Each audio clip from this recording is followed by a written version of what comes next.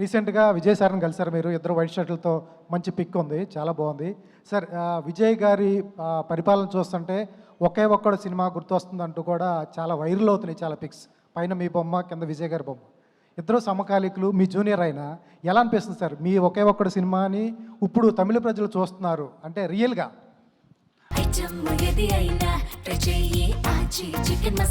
ఆచి చికెన్ మసాలా మొన్న మీట్ అయ్యాను ఆయన్ని, సీఎం అయిన తర్వాత మీట్ అయినప్పుడు కూడా ఆయన కూడా ఇదే చెప్పారు.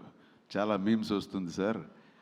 నాకు ఫస్ట్ అది సీఎం సీట్ చూసినప్పుడు ఒకే ఒక్కడు జ్ఞాపకం వచ్చింది, అలాగ వచ్చి కూర్చున్నప్పుడు ఆయనకు అదే ఫీల్ అయిందంట.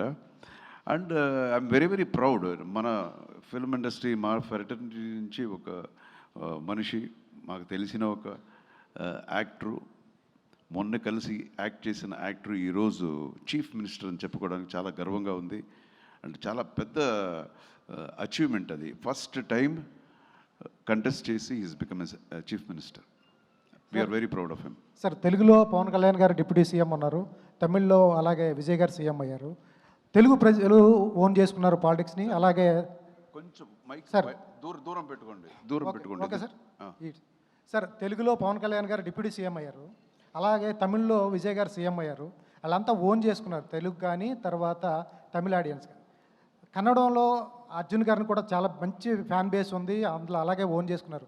సరే అర్జున్ గారు ఏమన్నా చట్టసభల్లోకి వెళ్ళే అవకాశం ఉంటుందా ఫ్యూచర్లో? నేను బాగుండేది మీకు ఈయనకి ఇష్టం లేదనుకుంటాను. లేదండి, ప్రతిదానికి వాళ్ళకి అది ఉండాలి, లోపల ఉండాలి. నాకు అది లోపల లేదు. లోపల వచ్చి మంచిది చేయాలనేది ఉంది, అది బయట నుంచి కూడా చేసుకోవచ్చు. ఇప్పుడు ఉండే పాలిటిక్స్ వేరేలా ఉంటుందండి. మెయిన్ డబ్బు ఉండాలి, ఆ డబ్బు నా దగ్గర లేదు. అంత ఆచి చికెన్ మసాలా అంత డబ్బు లేదు.